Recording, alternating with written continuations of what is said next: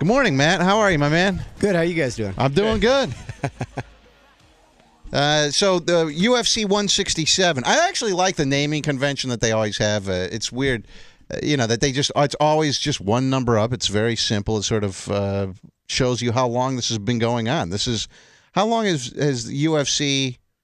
When did they start? Do you know what the year was?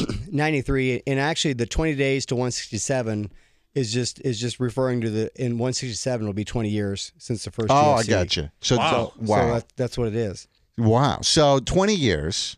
And I mean, what an amazing history that the organization has had, and that you had fighting in it yourself. How did you get started? I know you wrestled in high school, right? I wrestled through high school and college, and after college, I just wanted to compete, just wanted to play around. I jacked around with this just as a hobby. One fight led to another, and I became a world champion in late 01. First fight in the UFC was 99. When you were wrestling in high school and in college, I wrestled too. I know it's hard to look at me because I'm such a tremendous pussy these days, but I can't see your ears. If I could see your ears, I could oh no, yeah, they're not all torn up. But it's incredibly difficult. I don't think people understood. I always saw football players. They'd come and they go, "Oh yeah, I'm going to wrestle," and they'd last 3 days, and that was it. The workouts in wrestling are probably more strenuous than anything else, including fighting. When you're fighting, you're working on your stand-up one day, and then you're wrestling the next day, and your submissions the day after that. With wrestling, you're using every body part every day. So I mean, do you think that that's the best? It seems like a lot of the mixed martial arts fighters have a background in wrestling, high school, college, that kind of stuff. Some guys from other countries have different backgrounds, but do you think that having that background is the best discipline to be able to succeed in MMA? I think it's one of the things that should be a huge base for you, because the wrestlers get to pick where the fight's fought at. If I'm fighting you, Muhammad Ali, I can take you down off your feet and beat you on the ground. If I'm fighting a great jiu-jitsu guy, I can use my wrestling defensively, keep him on his feet, and try and outstrike him there. So the wrestler gets to pick where the battle's fought at. So you read now? Did you do any MMA throughout college or anything, or it was just strictly wrestling? You started fighting in 1996. 1996. Got with the UFC in 99. So the first time that you fought in 1996, did you go through training prior to that, or did you just go, "Yeah, I'm a tough guy, I'm going to go in and fight"? Kind of a little bit of both. I trained with I was at Eastern Illinois University, and trained with a guy, and he was going to fight, and I was the wrestler. So he goes, "Hey, if you wrestled me a little bit, I'll teach you a little fighting, and we'll go to this fight together." Mm-hmm. And that's how it went. I've seen some guys. Dieter and I, we sort of hosted a television show, a locally produced MMA television show years ago. And we'd see guys that would come in, and it would be the first time that they were fighting. Have you ever seen anything more pathetic in your entire life? Like the jitters take over and all this throwing huge haymakers. I saw one guy actually tried to turn his back at one point because he was getting beat so bad. It was a lot of people have a problem with getting hit. Yeah, everything's fine till they get touched, and then it's just different. So a lot of times you've seen this with guys where they'll go through the whole training, and they're tough. They're working out nonstop. They're doing what it takes. They could be great grapplers or great wrestlers. Yeah. But as soon as they get punched, they're like, "Hey, I'm ready to throw in the towel, go wash my hair, and call it a night." Did you? Now this must have been a new thing from moving to wrestling to going into MMA. Like you said, your first fight in '96. How did you take it? I mean, when you first started fighting, did you just take to it real well? I did, because I had a lot of training with my twin brother. I grew up with a twin brother on a small family farm, so we were always fighting each other, throwing wrenches at each other, screwdrivers, and punching each other. So I grew up wild. Did you get in many fights as a kid with other people besides your twin brother? Not a lot, because it's tough to go against two guys. I didn't get picked on in school because I always had my brother kind of with me. So I can dog cuss my brother all I want, but if somebody else says something to him, they just cross the line. Right. So you grew up on a farm in where, you said? Hillsboro, Illinois. Illinois. What kind of farm? What are you guys farming for? We had about 100 head of cattle when I was growing up, and 1,500 acres, corn, beans, and wheat. What was that? I've never lived on a farm. To me, I go, that sounds like a lot of work. Who wants to be a farmer? That farm made me who I am. With the hard work that I had to do and growing up with a twin brother, those two things are really put me on the map for being an athlete. It's incredibly difficult, isn't it, to do all this work? You work from sun up to sundown. Yeah. And your dad would like, hey, get out there. You need to work in the field. Get your ass out there. He was a motivating person. Him and his belt were very motivating. Was he was he strict on you? Was he tough? He was strict on us, but I think that was a good thing. We started wrestling in high school, and he loved it. Mm-hmm. And we would go to wrestling practice. We'd come home, and he'd put us on a stationary bike for half an hour apiece. You know, He had to tire you guys out, probably. Yeah. He just wanted us to tolerate He wanted us to be as good as we could, and it worked. We just had a discussion. You mentioned his belt. We just had a discussion on the show maybe about a week ago about whether kids should be spanked. And I said kids should be. I grew up. I had a single mother, and I didn't have like a strong father figure in my life. And I think it was to my detriment because I was never scared of anyone coming home and beating my ass. If I did something bad, my mom would just go, yeah, I'm very disappointed in you. Well, a kid is like, oh, that's it? You're disappointed in me? Okay, whatever. Do you think that kids should be spanked and like your dad did to you guys? Spare the rod, spoil the child. Yeah. You have any kids yourself? Yeah, I got 4 kids. How old are they? 3, about to be 4 is my youngest daughter, and 14 is my oldest boy. So you're a busy guy. Busy. They don't mess around. You're pretty strict with them. Yeah. And you have a couple daughters, or the 2 youngest are daughters, 2.5, 3.5, and 7. When they start bringing boys around, maybe in 10 years or something, or do you think all these guys are going to be extremely nervous that it's you that they're coming over? I don't know if it's going to be me, or I don't know if it's going to be the gun I'm going to be cleaning when they walk in the door. It'll be one of the two that they're making. Something's going to make them nervous. That's right. So you start fighting in 1996. Takes you 3 years to get to UFC. What was that journey like? What did you do for those 3 years? Fought in small shows like everybody else. You know, back then we didn't have the Ultimate Fighter where you could jump around on a reality show and walk into the UFC. So it was a ladder. You just worked your way up the ladder, and one win went to another fight, and you just kept fighting. And then do you have to go to someone from the UFC? I had a manager. I picked up a manager after about 3 fights, and he took me to the UFC. You know, without Pat Miletich, my trainer, and Monty Cox, my manager, I wouldn't be where I'm at today. Those 2 guys really put me on the map as far as the UFC is concerned. Your first UFC fight, do you get a decent amount of pay for that back then, or is it not much? That was UFC 22 in Lake Charles, Louisiana, and I fought a guy named Val Ignatoff, and I don't remember what I got paid. I want to say around $1,500. So not a lot. Not a lot. But for you, it was probably at the time it was probably a decent amount of money. Probably bought me 4 new tires for my truck or something. I mean, Did you win your first fight? Yes. So you win your first. Was it because you're on a much bigger stage, I guess, so to speak? Was it more nerve-wracking in that first UFC fight? I think with me wrestling through college, you know, I was at nationals all the time and fought in big venues. You know, the national tournament is much bigger than that first UFC was, attendance-wise. So I don't think I was extremely nervous that first UFC. I think I was more nervous, you know, as you get to the bigger venues and you're fighting for the title, or you're fighting somebody who beat you before, like DJ Penn or George St. Pierre. So I think I was more nervous down the road, really. Matt Hughes is here with us. So you entered the 99 the UFC. What's changed in the sport since then? It's apples and oranges. You know, apples and oranges, they're both fruit, but they're totally different. Same thing with the UFC. When I entered it, SEG owned the UFC. They didn't do any PR. They didn't do anything. Like my first UFC, I showed up on Thursday night. I made weight.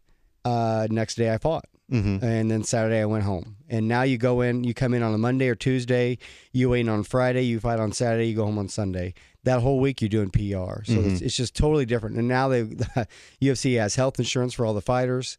You know, you're just always doing something with them. You were on your own back then for your insurance and stuff. Yeah. So you would have, if you got injured, you would have to either pay it out of your pocket or you had to pay for your own insurance. And the UFC's insurance covers me. If I'm training for a fight, I'm covered. The only time that the SEG would pay for something, if something happened in the octagon and you went to the hospital, they'd take care of it there. But if you're training and getting ready, you're on your own. What's the worst injury you've ever had? Concussions. I went to Japan and got a couple cuts on my head one time. I totally tore my MCL and partially tore my PCL, but they grew back on their own. So You didn't even require surgery for that? I did not. Really? I hit about a 1 in 100 chance there of hitting. That's amazing, really. How many concussions do you think you've had? I wouldn't be able to tell you. 10, 20. Do you minor concussions? You've seen all the stuff with the NFL and what they say happens to people from concussions. Does that give you pause? Does that make you nervous? I mean, you've had 10, 20 concussions. Yes, it does, because I've got kids and I want to be able to, remember who they are. Speak them their alphabet, and this and that. So yeah, and I'm I don't know the long-term cause or effect of concussions, but I'm keeping my eye on that to make sure that I don't have any. I don't want Parkinson's, here in 10 years. If one of your children wanted to do what you do, would you? Obviously, you can't tell them. If you tell a kid no, you can't, they're going to do it anyways. But would you encourage them to fight? I lead my kids. I try and push them in the right direction, but they make their own decisions. If Joey wants to go out for basketball, he can go out for basketball. If he wants to wrestle, he can wrestle. I'll help them any way they can, but I don't force them down one of those athletic roads or something else. So if they want to fight, I'll help them in any way I can.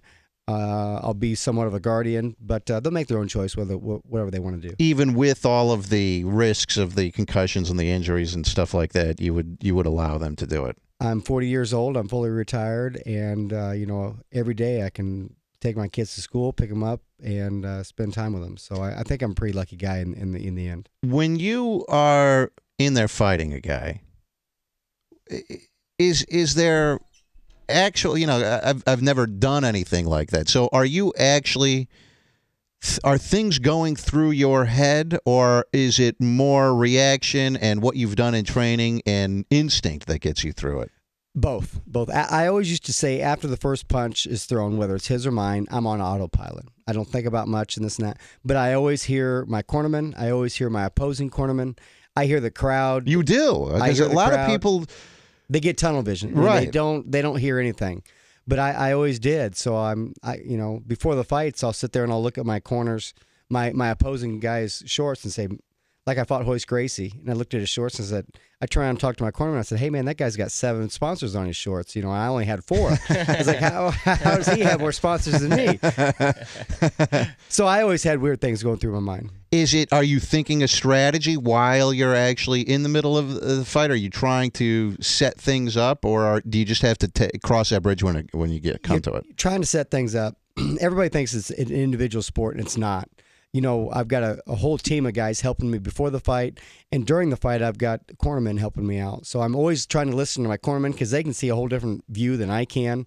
My last win was Ricardo Almeida, and in the middle of the first round, Robbie Lawler says, hey, the hook's there. So in 5 seconds, I set the hook up, threw it, clipped him, knocked him down, and choked him out.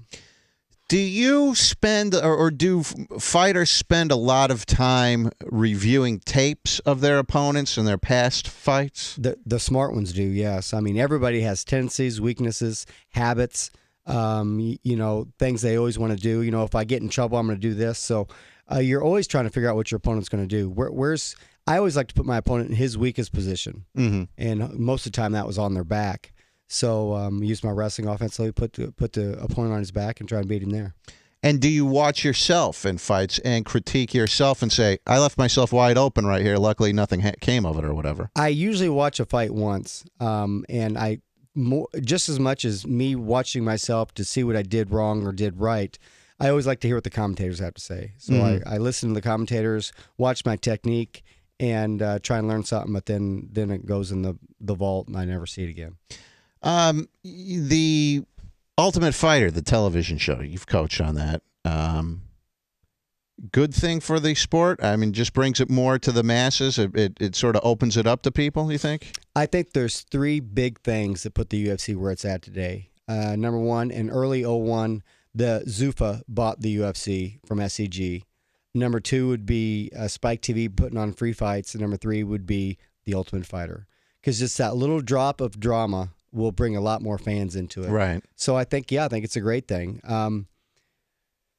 Maybe a bad thing would be these kids are young on the Ultimate Fighter. They're not as mature as some other fighters are, and you got to deal with a little bit of childishness. Even after the Ultimate Fighter, they're just kids. Mm-hmm. And now they're thrown in the limelight, and they think they're really something special. So it's a little harder maybe for the UFC employees to deal with some of them. But in the end, you've got a great product, in that people after the Ultimate Fighter, they want to watch those guys continue. How are the personalities of most of the guys who fight? Are there do people mostly get along? Are some guys incredibly obnoxious and everyone hates a particular person? Or how are most of the people who are in this sport? You're saying most, so I'll say most of the guys I get along with fine, and we get along with everybody fine. But like any group of people, any athletic team, there's always going to be a couple guys that get under other people's skin. Did you ever go into a fight wanting to beat a guy just because you thought, man, this guy's a dick, or you just couldn't stand the guy personally? Yeah, yes. Who was that? Frank Trigg. And why did you not like him? He got under my skin. Before the fight, he was a big talker, and I'm not a big talker. And he started talking about how his family's better than mine, and this and that. And I'm like, whatever. So in the middle of the second, I fought him twice. In the middle of the second fight, I was mounted on him, and I was throwing some good blows. He rolled and gave me his back, and I was like, I don't want to choke you. I want to beat you. So he rolled back over and gave me the mount again, and I was pretty happy that I got to punch him and throw some more elbows at him before I beat him. Did you beat him in both of those fights? Both times in the first. Both round. times, and you now after the fact, have you seen or spoken to this guy after the fact, of making any amends or anything? No, not really. I think I've shook his hand, but I hear rumors all the time about how he still talks smack about you. He badmouths me. I just had an email sent to my website about a Marine who met him, and Frank goes, "Hey, you want an autograph?" And the guy goes, "No." And then the Marine said, "Hey, I'm a big Matt Hughes fan." And Frank was like, Matt Hughes got lucky twice in a row. Lightning will strike twice in one spot, and it just happens that out of 100 fights, I would beat Matt 98 times, and he just happened to have his 2 lucky times in a row. So, is there how many losses in your career? I have to look. I think I've got 9 losses and 45 wins, 45 and 9 maybe. What's the toughest loss? GSP was always a good fight. I fought GSP twice or 3 times. He beat me twice. I beat him once.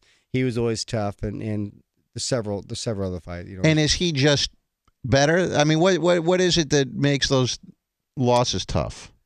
Depends on how they go. If I'm beating somebody and they end up catching me with something, it's a tough loss, but maybe kind of fluky. But if somebody beats you for 2 or 3 rounds and then knocks you out or submits you, then those fights are a little tougher because he beat the heck out of you. Yeah, he's just a better fighter than you. Just a better fighter. Matt Hughes is here with us. 20 days to UFC 167. It's on pay-per-view. UFC 167. It's Saturday, November 16th at the MGM Grand in Las Vegas. 1-866-YO-ROVER. That's 1-866-967-6837. Paul wants to talk to Matt Hughes. Good morning, Paul. Hey, good morning. Hey, Matt, big fan. I love when you beat Frank Trigg. I mean, that guy was a bully, and it was just seeing you go in the ring and just dismantle him was unreal. But the question I had for you is, when you fought GSP, I believe you got him in an armbar or something, and you beat him that way. But then the other fights, you stood up with them and tried to trade. And to me, watching you throughout the UFC, you were always just a guy that would get on top of your opponent and ground and pound and then beat them that way. And I want to know why you went away from those game plans against GSP. Well, it wasn't really GSP I went away. I was just getting older, and my shot wasn't as quick as it used to be, and I just wasn't as effective taking people down. Like I said, I'm 40 years old right now, and those guys, I kept getting older in the sport, and those guys kept staying the same age at 28 and 29. And I had to change my game plan around my athletics and my age. So it wasn't so much as you said you made a conscious decision. You go, I don't have much of a choice. I'm getting old. I was like, Can't do this I would have anymore. loved to have taken George down and get him, but he's a great wrestler himself, and I just didn't feel like I could. I tried several times and didn't happen. Do they have a strict substance policy, like performance-enhancing drug testing and that sort of stuff in the UFC? Tested before the fight and after the fight. Is now some of the stuff like human growth hormone, for instance, you can't really test for, I guess. Do you think anyone uses that in the sport? I would say so. And one other thing I'll say is UFC and boxing are the only two things that are government tested. Mm-hmm. Every other sport is just tested kind of on their own. NFL tests the NFL guys. Right. We're regulated by the government. So you think it's more strict, it's more Yes. stringent because of that? Yes. So some of the guys are probably using HGH, but are guys caught doing any of the other performance-enhancing drugs? I mean, does anyone test positive for this frequently or even infrequently? Yes, there's several guys that have been caught testing for steroids or other stuff, and there's always been a lot of pot. So weed is. Do you think that they should just allow guys to smoke weed? I mean, it's not really enhancing your perforence at all. I would say it's hurting you more than helping you. Yeah, but it's still legal. You ever smoke weed? You do anything? I've never, I've never done a legal drug in my life. No besides being under 21 drinking. Yeah, no kidding. You never did anything. You just never any interest to. I've always been kind of an athlete where I was always doing something. You guys weren't farming cannabis out there on that farm. Let me go to Pete, who wants to talk with Matt Hughes on Rover's Morning Glory. Good morning, Pete. Morning, Rover. Hey, what's happening, my man? No, man. Matt Hughes, huge fan, legend of the sport. So, quick question: GSP versus Hendricks. Do you think Hendricks can dethrone GSP? Guy's been on top so long, beating everybody. Yes, I do. I think literally Johnny has the ability to knock George off there. You know, Johnny's got a huge left hand, and if he can land that left hand, it's gonna hurt George. And George does not like to face guys with heavy, big hands. And Johnny's a great wrestler. You know, a 2-time national champion, 4-time place winner in Division I. So that wrestling can hopefully nullify George's. I think Johnny's got a heck of a shot. And that's November 16th at the MGM Grand in Las Vegas. It's available on pay-per-view. Kyle wants to talk to Matt Hughes. Good morning, Kyle. Hey, what's going on, Rover? Hey, what's up? Hey, Matt, big fan. I've been watching UFC for a long time. I just had a question. Two of the guys that I know that go to a local gym here in Medina, they've actually gotten contracts with the UFC. One guy fought Gabriel Gonzaga. Mm-hmm. He got knocked out pretty quickly. And another guy fought Camden McCrory, and he also lost. But they had 3-fight contracts, and after that one loss, the contract was dissolved after that. So I just wanted to know, is that Dana? Is that Frank? And what are they really like behind the scenes? Are they pretty much the same person you get to see at press conferences and interviews? That's what I love about Dana and Lorenzo is that they are who they are. Dana goes out and cusses all the time because that's who he is. But no, they don't. Dana doesn't make those decisions. Somebody below Dana and Lorenzo is making that decision, and that's how I've got cut before. In 2001, I got cut from a UFC contract because I lost. So that's just the way it is. In the contract it'll read this can be dissolved after a loss. So you just got to be careful. You put on an exciting fight and you lose, they're probably going to bring you back. If you go out there and you get your ass beat, they go, that's not entertaining. You're boring in the way you're doing it, then that's not what people want to see. The bottom line is the UFC wants to put fights on that people want to see. I think that's one of the reasons why it's gotten so popular over the years. Because I'm a boxing fan. Boxing does a horrible disservice to the sport in these matches that these promoters put together. These are the most boring matches that these guys, many of them are, because they're not fighting the best guys out there. They're fighting someone that they think they can win against, and the promoter has a vested interest in putting together. But UFC, what's their main motivation when they pair people up? It's just to make it entertaining? If somebody gets on Twitter and somebody says, hey, I want to get Joe against Brian, and people keep tweeting that, the UFC will put that fight together because they know that people want to see that fight. Their bottom line is, what do people want to see? And that's it. As a fighter, How much of a say do you have in it if they say, Matt, we want you to fight Billy Bob over here? Can you say, no, I don't want to fight this guy? I can say no. Now, does that hurt me in the long run? Does the UFC say, oh, okay, Matt said no. How many more times can I say no before they say, hey, we need guys in here to fight? Yeah. We don't need guys in here to decide who they're going to fight. So, I mean, that hurts people down the road. And people will get released, after that next loss if they always say no all the time. How much money? John Fitch is probably a good example of that. I think he said no a couple times. And they just said, forget it? And he's not exciting, so the UFC cut him. How much money are the guys at this UFC 67 in the main fight? How much money do you think they're pulling in for that fight? I don't know the numbers, and I can give you my guess. George will be making, over $2 million. Wow. I'd guess. And Johnny would maybe be 100,000 to 150,000 or something. Wow. And if he wins that fight against George, does his next fight, does he make much more than that 150? Well, I would guess if he's the champion, they'll go back in and they'll renegotiate a contract and get some more money. So we're at the point now where people, 10 years ago, 15 years ago, guys weren't making nearly this amount of money.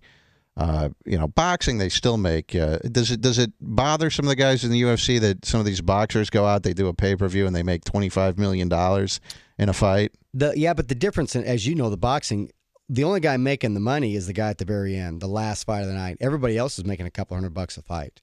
So with the UFC, it's more spread out. Johnny is the main event, and there's probably somebody below him that's going to make more money than Johnny does. Mm-hmm. So guys can make a pretty good living doing this. I mean, if you had to take all the guys, what do you think the average that someone could make? Just an average guy, fighting 3 fights a year. Yeah, making anywhere from 150 to 200,000. Now right. you've got expenses out of that. You got to pay your manager, your trainers, and this and that. But I mean, what else are you going to do coming right out of not even going to college, making that kind of money? Right. And there's been some problem with fighters that are retired that are saying, hey, they're not getting treated right. Well, these guys are getting an opportunity to make big money, So I don't know why some of these older fighters are complaining about these young guys and wanting to get the system changed. I think it's pretty cool. What's their big complaint about the system, some of the older guys? That these younger guys aren't making enough money to retire on, which is not true. I mean, I'm retired and I was smart with my money, and some of these young guys get their money and they blow it. Mm-hmm. Well, whose fault's that? And if you're making, let's say you're making $200,000 a year fighting, a few fights a year. What about in sponsorships? I mean, can you make additional money out of sponsorships with that, or? Yes, but I mean, it wouldn't rack up to wouldn't be that much. Maybe 50,000, 40,000. Okay. You'd making a good sponsorship year. Yeah. So, and the guys who are obviously the most famous guys are making much more money. Johnny Bones Jones, George Anderson, those guys are making good money for sure. Matt Hughes is here promoting 20 Days to UFC 167. It's happening Saturday, November 16th at the MGM Grand in Las Vegas. It's available on pay-per-view and UFC TV. Also, you can get tickets if you want to go out there. There's still tickets available for that at Ticketmaster. What does the future hold for Matt Hughes? Not a whole lot. My life stays pretty consistent. Travel around for the UFC, doing stuff like this. I did hear that there's good numbers in Cleveland here, and there could be a UFC next year. So they could bring an actual fight here. They could bring an actual fight here. From a decently reliable source. Dieter, how much? Let's say that Matt wanted to set up a one-time fight with you. How much money would it take for you to step in and fight him? $2 million with George St. Pierre's kidding, at least. All right, Matt, I appreciate you coming in. Actually, let me go to Danielle. Danielle has one last call here for Matt Hughes. Good morning, Danielle. Good morning, Matt. I just want to say I'm a huge fan, and I just wanted to see what you thought about the UFC introducing women. I'll give you the problem with Matt Hughes is I'm always honest. Yeah. But I'm gonna give you my honest answer. I'm not a huge fan of women fighting. And I want women to compete. I want women to be in the UFC. If people want to pay pay-per-view or buy a seat, I want them to watch a woman's fight if that's what they want to do. But me, I don't want to see a woman get hit. I don't care if it's by another woman. I just don't like that. So I will turn away a little bit and I'll not watch it. But I don't want to keep the women from fighting. I don't want to keep those fans from watching that. I just don't like to see a woman get hit. I hate to see a woman bloody. Women, just the violence of it with women. Yes.